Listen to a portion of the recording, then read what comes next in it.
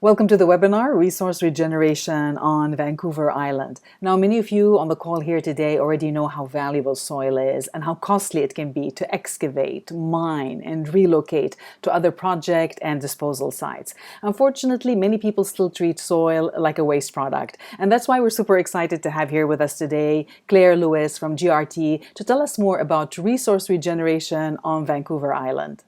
Before joining GRT in 2021, Claire was an environmental consultant for 24 years. And during that time, she delivered over 500 environmental programs and projects to industry and government with values up to 50 million. She acted as the QEP for over 400 million of marine and upland construction development projects. In that time, Claire grew increasingly frustrated with the standard approach of digging up the excess and contaminated materials and landfilling them. So when GRT opened their Vancouver Island plant, she was eager to join.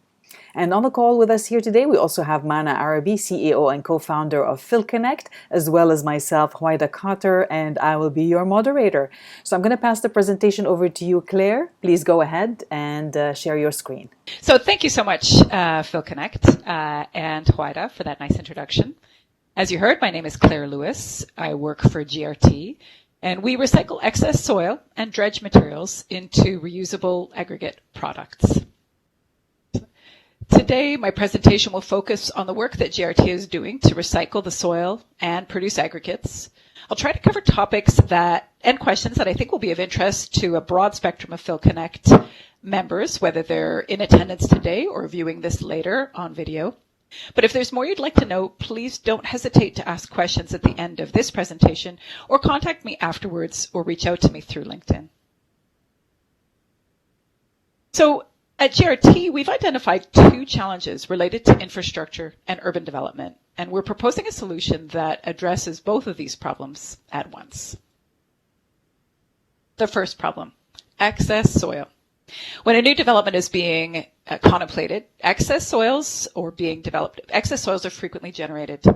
Similarly, as brownfield redevelopment increases, which is excellent, obviously, from the perspective of urban revitalization, densification, environmental remediation, existing site soils don't meet geotechnical or environmental requirements. So where does this excess soil go?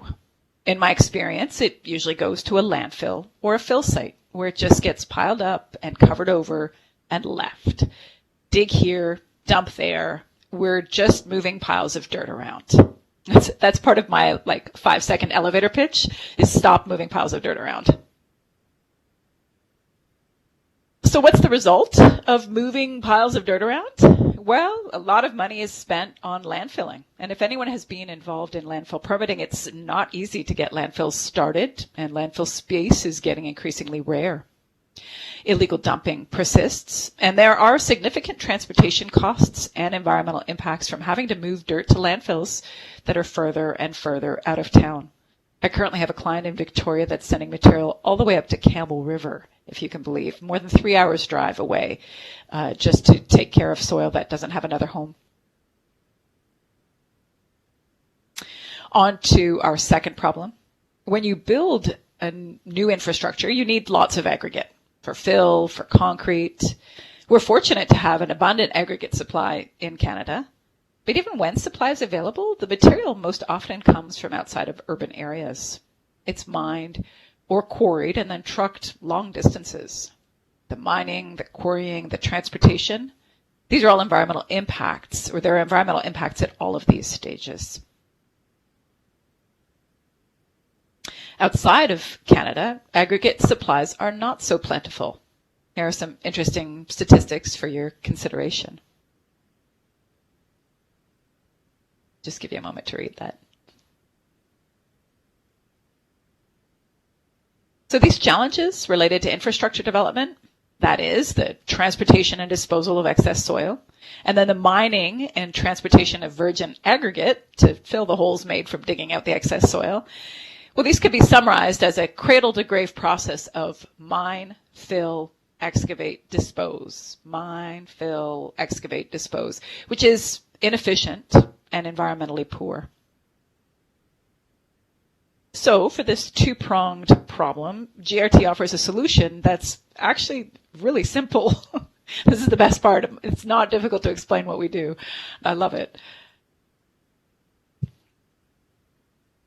So, as you may gather, excess soil contains a high percentage, and sorry, not just excess soil, excess dredgeate as well, contains a high percentage of reusable materials. Just for a moment to think about the last excavation that you saw. What did that dirt look like? Could you see gravel, cobble, wood, sand? All of that is reusable material that does not need to get permanently parked into a landfill. I often laugh now whenever I see a cobble. I think I have an almost like a gut reaction. What is that doing? Take it out. That, a rock does not need to fill landfill space on so many levels. That's just inefficient and silly. But how do you get the good stuff out? So here's a perfect example. This is an excavation from a job site that we were able to help.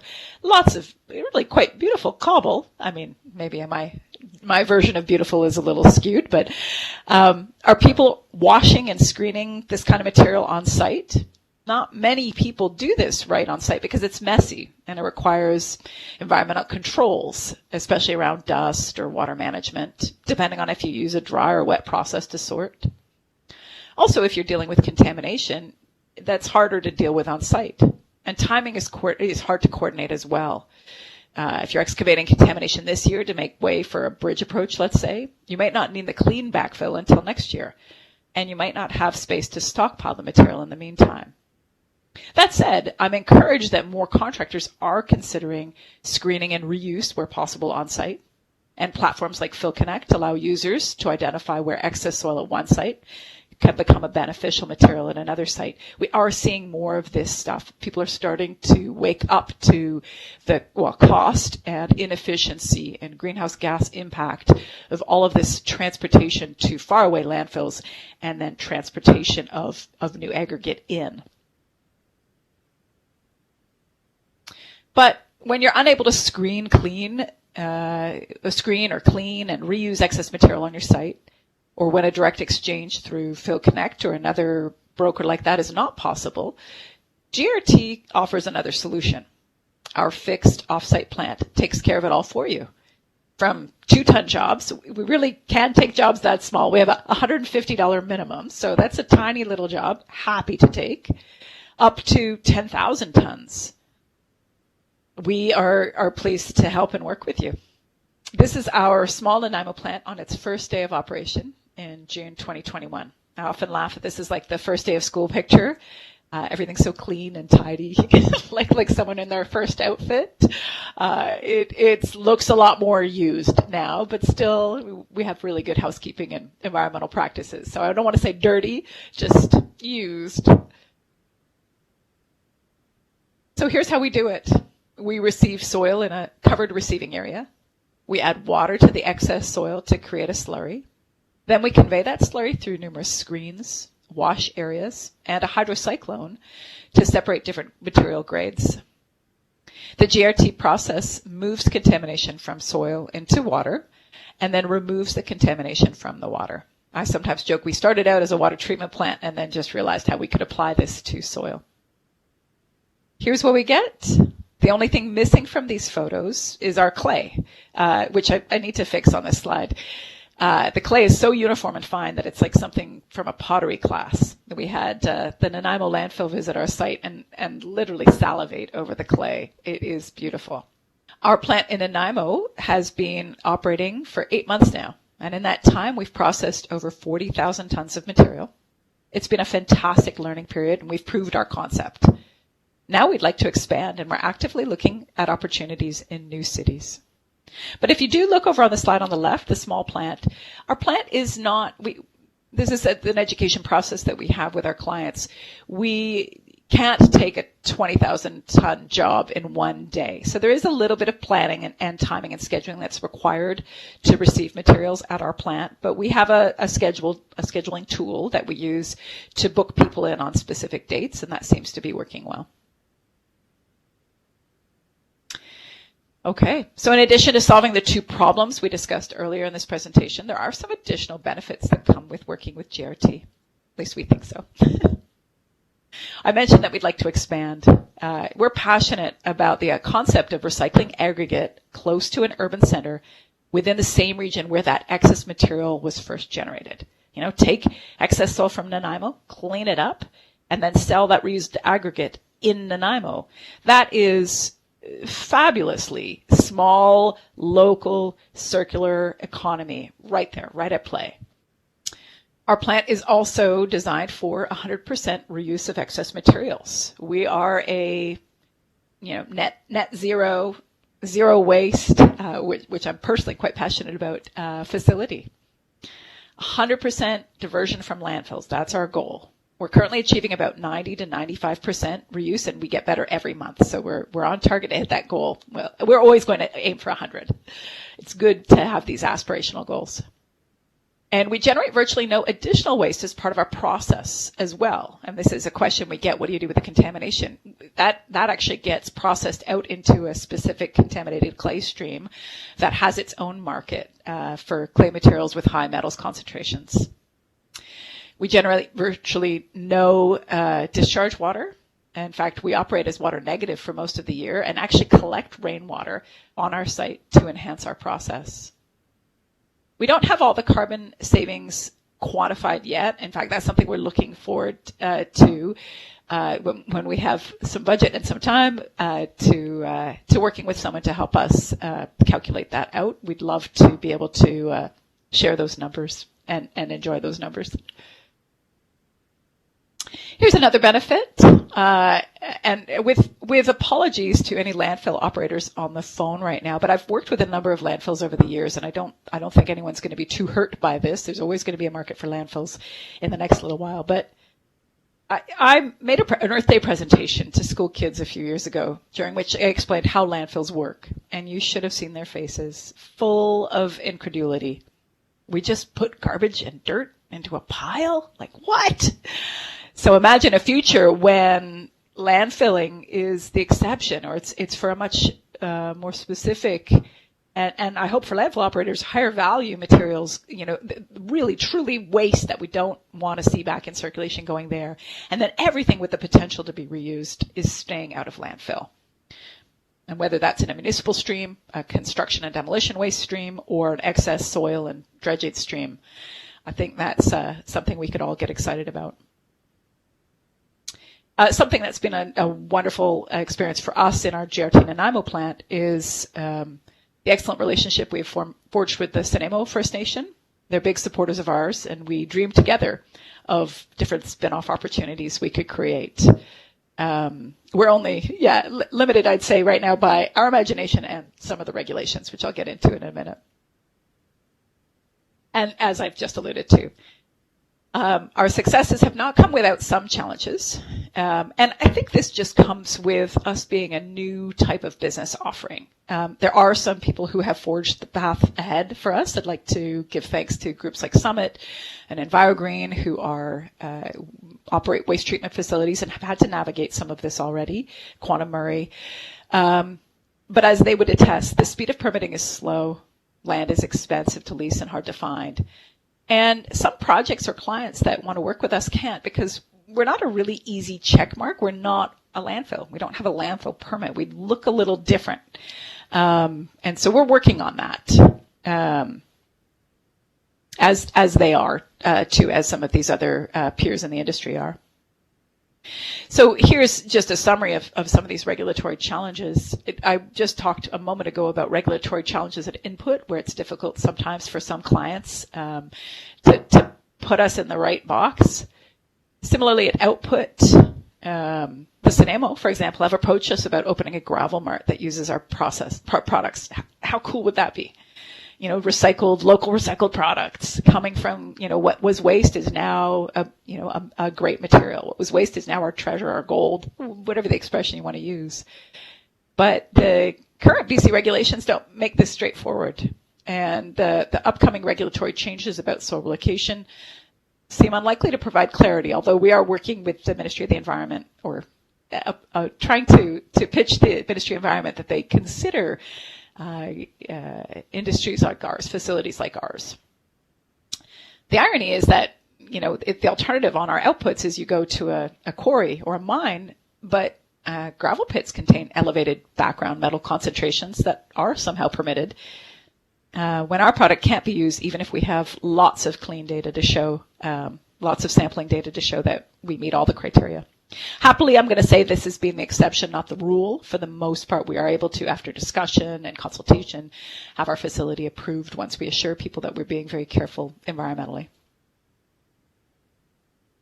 So if you like what you hear, here's what you can do to help. I would urge you to use groups like PhilConnect to try to keep your material in circulation, your excess soil in circulation. Use GRT. Talk with Summit and other treatment facilities. And look at the specifications that you're writing or using. Check if they're including reuse approaches or allow for exchanges through platforms like PhilConnect alongside more traditional disposal approaches.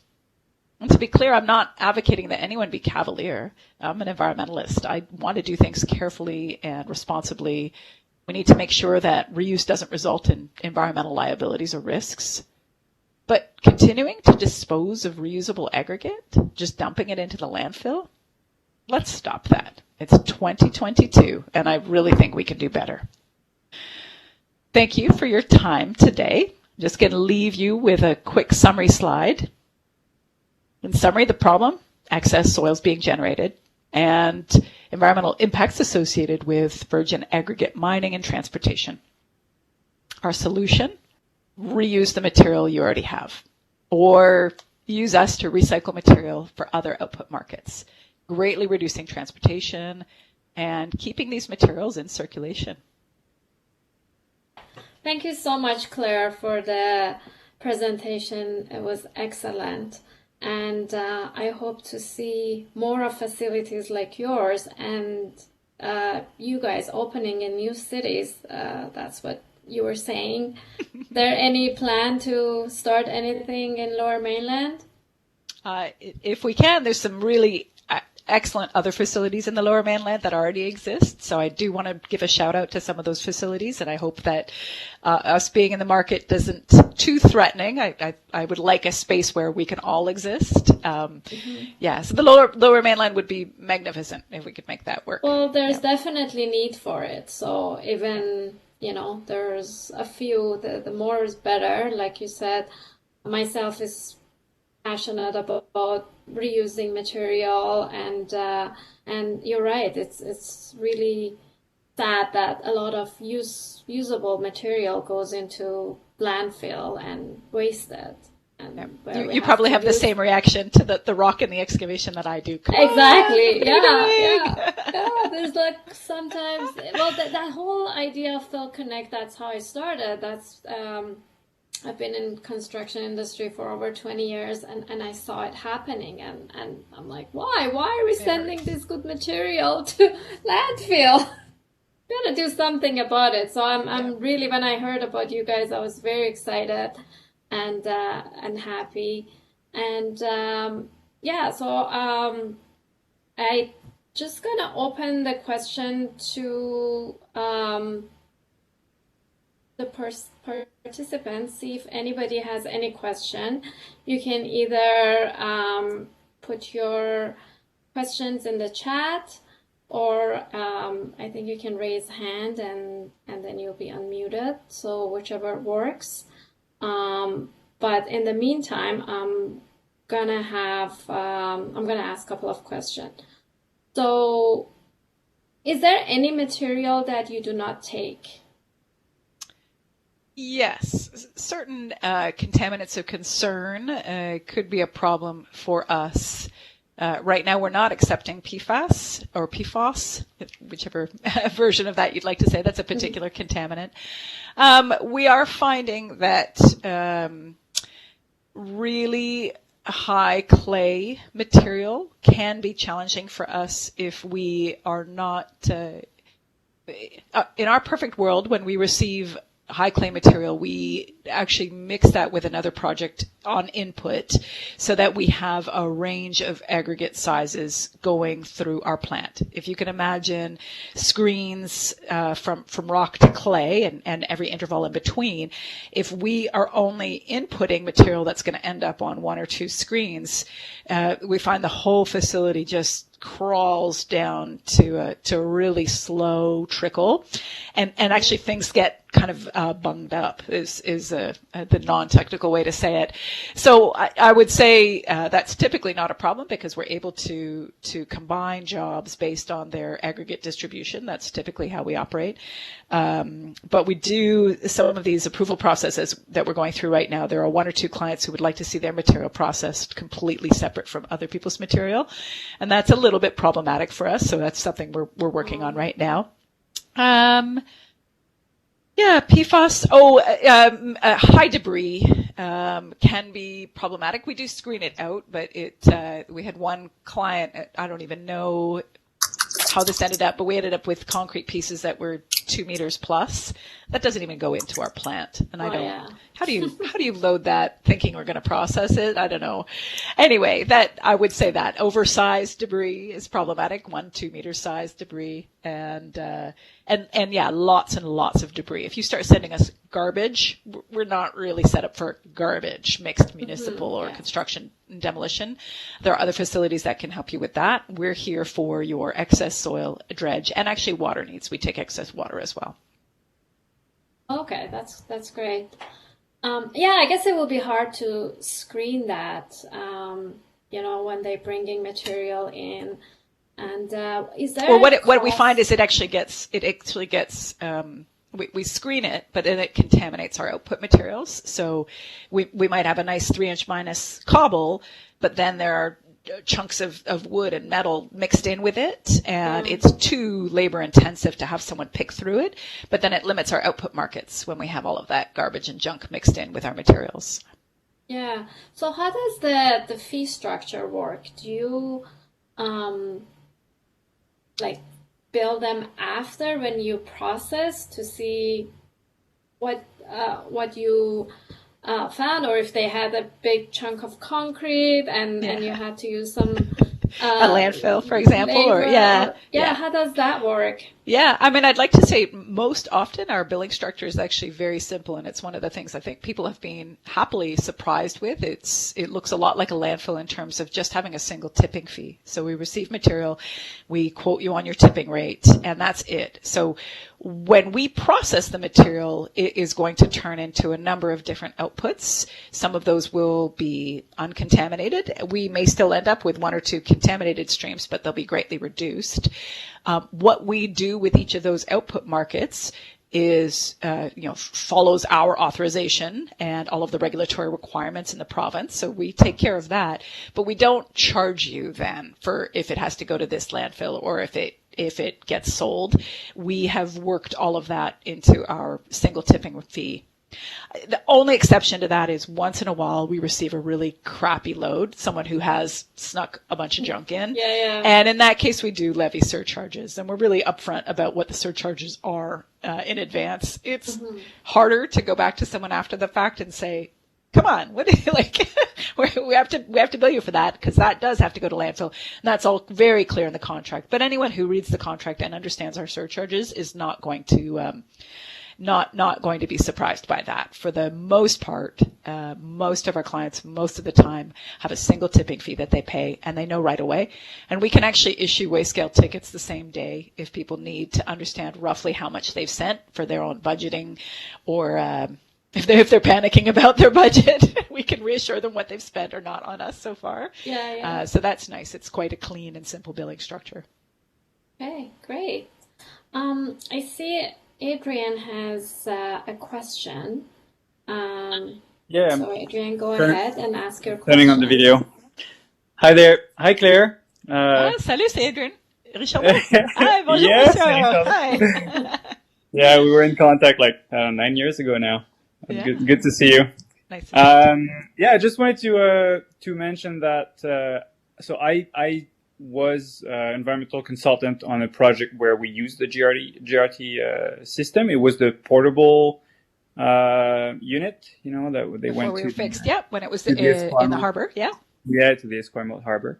Yeah. And we used it for dredgate, so sediments. And I just wanted to say that it was really impressive. It was very, very new for everyone, and it was really great to work with the system. And the one thing that was a little bit strange to deal with, And I was surprised when you said the clay is beautiful. Some people are jealous or salivating or something. I forget what you said. Just the landfill is, but that's it. Yeah, the only people who want clay. Yeah. Yeah, I was surprised because I remember there was an issue at some point because the contaminants were basically condensed, Concentrating. right, Yeah. concentrated. Yeah. So I think at some point we even virtually created has waste. I think on that project. Yeah. So I mean, fair enough, right? It's just IL plus or something, and then you just remove the test for the.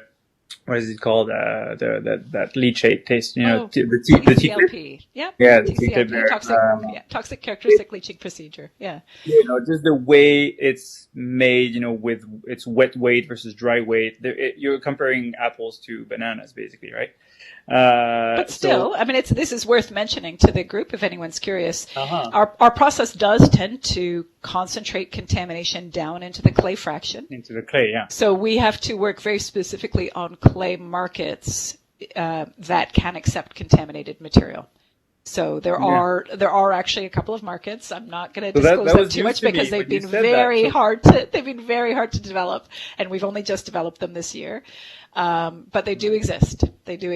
So when I said beautiful, the beautiful is from a geotechnical perspective. It is, I don't know if you saw it, but it's like just smooth, malleable, gray, like pottery clay. I mean, it looks like something from a pottery studio, but yes, it can contain elevated concentrations, particularly of metals. Those sometimes of hydrocarbons. We do occasionally see those concentrate down. Typically, the hydrocarbons process out, but once in a while, the heavier end doesn't, and there are a few reasons for that. So I would say the market is limited, but the people who want that clay love it. So we're trying to keep them very happy. Oh, that's great. No, I had no idea. Yeah, because I remember that was you end up with, I don't know, 10-20% of the initial volume or weight, right, to dispose of. Well, it becomes has waste, or maybe 1% of the time. I don't know, and not all of it became has waste. Yeah, we've gotten better at avoiding has waste. To date, since we opened in June, we have not generated any hazardous waste, and we're doing some really, really careful output testing right now.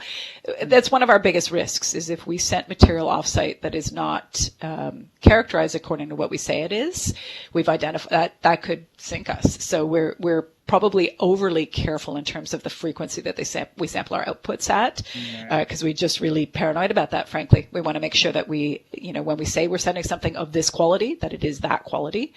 But yes, even when it's contaminated at worst, and we did send one load to Summit, if we have to send some material to the landfill, we are still achieving a 90% reduction over what would have gone to the landfill before. So it's huge. Even at worst. Yeah. Yeah. And just to put it in perspective, my project there was probably 5 or 6 years ago. So, and it was a different installation, right? It's the mobile. Yeah, we've enhanced it since it's grown. We've grown. I didn't mean to say you're producing has waste all the time, right? I just wanted to No. I'm actually happy to have someone here being able to vouch for how this isn't just a few people standing around with shaker screens. This is a sophisticated wet processing process, and it works. I mean, it's really phenomenal. Very impressive. Yeah. Very impressive system. Yeah. So I was glad to see you joined GRT. One thing I will point out, Adrian, you work for the federal government now. Is that correct? I am now. I'm not speaking on their behalf. No, I know. But this is you're the ones that we would need to work on specifications with. I know, and believe me, I've got this in my in mind right now. You know what? Most people that we speak with at the feds are excited about this. It does meet the sustainability and remediation, the sustainable remediation goals set out in the federal specifications and by various federal government mandates.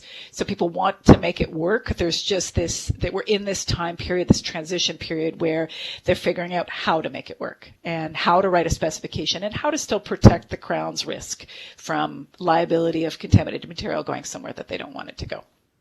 Yeah, there's also just one more thing I wanted to mention is archeological sites. I'm working right now on some sites that have archaeological features, and I think we turned down or discussed a long time about sending our soil to GRT or not. And there was some issues with the fact that from federal land going onto a provincial land, and there's some regulation in archeological. I don't know I forget what it's called, but that when you're bringing, like, if in your screening process you're coming up with some artifacts, somehow I think you're supposed to declare a new archaeological site, because you've now put down a feature on your site at the Nanaimo plant. So maybe something to look into. Yeah, and it's too bad, because our recovery process is phenomenal. We will find every UXO. We will find every archaeological artifact, as opposed to dumping it at a landfill. Our screening is so fine. You find everything. And we've made great recoveries on that dredging project, for example. So it is sort of funny that we're having to work through regulatory hurdles rather than the first principle of recovery, which should be a really positive thing. I totally agree. But maybe just so it's on your radar. Yeah, thank you. You think about that too. Thank you. Thanks for the great questions, Adrian. Thanks, Adrian. Okay, so speaking of finding interesting things, what was the weirdest or most exciting things you guys found when processing?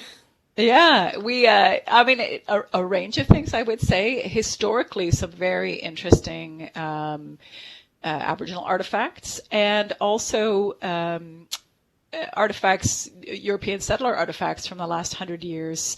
Some beautiful filigreed metal, just gorgeous, beautiful, ornate little metal pieces from some sort of piece of furniture, we imagine. Shoes. The funny one actually was after the project that Adrian referred to. So our facility started as a mobile plant on a barge, and then moved off the barge and into this fixed plant in Nanaimo. On the barge, there were two really significant projects that it ran. Both were related to work in the Esquimalt Harbor, and the sheer number of golf balls that were recovered, buckets and buckets of golf balls. I don't, were golf balls really cheap back in the day? Because what we understood was that people would drive them off the rock and into the water and just try to get them as far as possible, like a driving range. Wow. But from a sediment remediation, buckets, like you can't even, giving them away free to anyone who wanted them. They were old, but they were still golf balls. That waste, it bothers me, but at the same time, it's sort of funny. If I may, if I may add on this, I remember being at the Colwood base years and years ago as a consultant, and there is a little pad on the water overlooking, and it's for driving, where some people take their breaks, but it's also near the diving unit, where they train. So when they go, they collect golf balls and they bring them back. So it's they have an upcycling concept there. Sure. Go pick it up, bring it back. Oh man. That's good. Yep. And just one more question, and I'm done with my question. If anybody else has any question, they can ask. But us in construction, we love the idea when we can take the material somewhere for disposal, and at the same time we can backhaul suitable material for the project. This is something that we always look for. It doesn't happen all the time because the gravel supplier not always have the disposal site, but some do. So I don't know how big is your facility, how much room you have to stockpile material, but let's say I want to bring some material from excavation and haul back some clear crush. Is that possible? Is that something that could happen at the moment, or is that the future plan? That is absolutely what we'd like to do. And actually, so yes, we actually keep stockpiles of materials on site. We don't have a ton of space, but we do, keep sort of upwards of 500 tons of each type of material ready.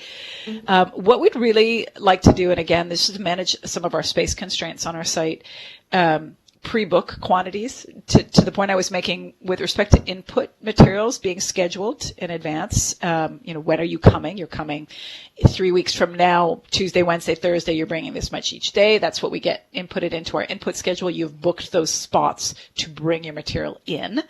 We'd also like to have people book their output materials in advance so that we can set aside the quality and quantity that someone wants so that they don't show up and get disappointed. But with respect to that specific backhaul question, our very imminent plan, what we're already rolling out to some clients, is that if you are bringing us excess soils, then we'd like to offer you a discount on all of the backhaul materials. So you would get them for less money than someone who simply shows up for our output materials without bringing any inputs, trying to motivate and excite people about that backhaul opportunity. For sure. That's the perfect world. I mean, that's truly circular, right? That's truly least amount of trucks on the road. Exactly. If your single truck is there and coming back. So yeah, we have a number of clients who've already used it, but we'd like to. Our output market and our input market are still somewhat separate. We're finding that on the output market, it's mostly constructors, contractors, haulers that we're dealing with. On the input market, it's developers and consultants that we're dealing with. So we'd like to start seeing those merge, and we're trying to come up with incentive programs to do that. Just because it's beautiful from an environmental point of view. Yeah. And cost-wise. Absolutely. And, absolutely. So we're experimenting. We have everything. Yeah, we've just been, we think, inshallah, awarded a federal government project quite near Nanaimo where for the first time we may have a larger quantity of input and output backhaul opportunity right there. So I'm trying very hard right now, actually this morning, working through some of the specifications for the output materials and checking and making sure that we align with what those federal specifications require. And then you mentioned that you have barge facilities as well, like you accept, and you have offloading and loading equipment. And our tipping fee, well. if you bring us a flat bottom barge or you deliver by truck, our tipping fee includes offloading. We take care of the offloading for you. The barge ramp is about 50 meters from our facility, so it's excellent. Yeah, so it's they got to just drive around the corner and grab it and bring it back onto our site. Now, if people, as we're looking at more dredge projects, we do have a fill site. It's part of it's a former mine that is in the process of being reclaimed, and so there are opportunities to take some of the cleaner fill materials there for reclamation purposes. If we're contemplating Dredge 8 going to that site, which is called Earl Creek, or to our Duke Point facility, the one I've featured in this presentation, then the only exception to the offloading is included in the tipping fee would be if people are using hopper barges. We're not immediately set up to work with hopper barges. We'd have to be looking at suction dredges and different equipment to offload those barges. We would discuss that with that client and develop a cost with them to do that offload. We haven't actually had to use that yet or work through that yet, but that would be the only exception right now that I know of to the offloading rule. Right. Not rule, the offloading price, the single tipping price. Yeah. Yeah. Well, thank you so much. That's all the question I had. I see that Hawaida has put in the chat the contact information for you, myself, and Hawaida.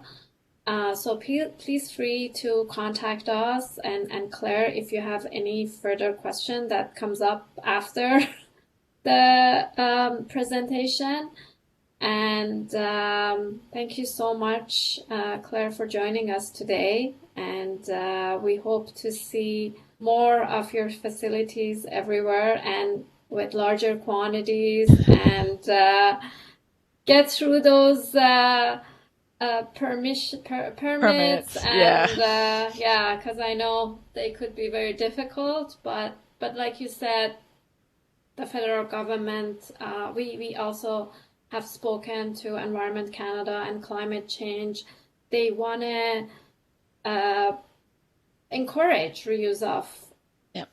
material, and they want to go away from dump at sea permits, and which is happening a lot right now. And so I think it's just everything. It's slow at the moment with the everything federal and regulations. It takes time, but we will be there soon, and hopefully we can all help with the circular economy. I think it would be great. Thank you. And groups like yours, just encouraging collaboration, encouraging people to connect, as you say, and turning one person's waste into someone else's benefit. I think that's wonderful. Thank you. Yeah. Thank you so much. Excellent. And hopefully we'll have you more later on to see the progress and inform us of more changes in GRT. Thank you. Awesome. Have a great day. Thank you, everybody. Thanks, you too.